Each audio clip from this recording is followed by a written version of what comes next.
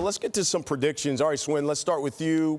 Player of the year in the conference. Well, player of the year, we just talked about him, and I'm going to go with Jack Gibbs. He is a player right now averaging 23 points. He puts up 40% from the three-point line, but I like the fact that he's getting other guys involved. Davidson needs him to score a lot, but if they can get him to get other guys involved and contribute, this is the team that could go a long way with the player of the year. I'm going to go to North Philadelphia, a guy we're going to see in our next game. That's B.J. Johnson, the transfer from Syracuse. He plays the entire game on a decline. That's a pretty good angle. Lefty. This guy right now can fill it up. He is a mismatch at power forward for John Giannini, the best player I think we're going to see tonight. Okay, so let's talk about coach of the year. Who's your coach of the year? My coach of the year is going to be Will Wade. I think you look at VCU and what happened when last year when Shaka Smart left that program. Everyone thought, what's going to happen? Well, he stepped right up to the plate, and this was a coach that understands the system, understands his players. He has a contract now for the next 8 years. He knows how to get it done. It's all about playing defense with VCU.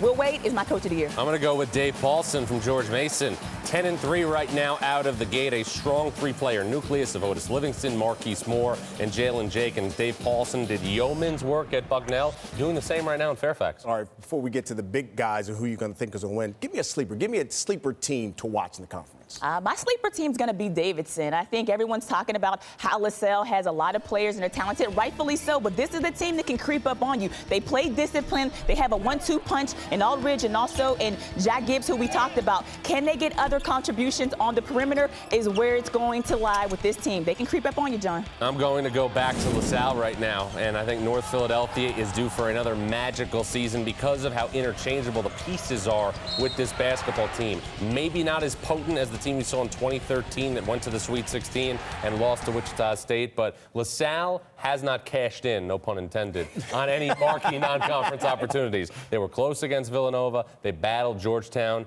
This is the type of opportunity tonight at Dayton that could change their season. All right, so who wins the conference?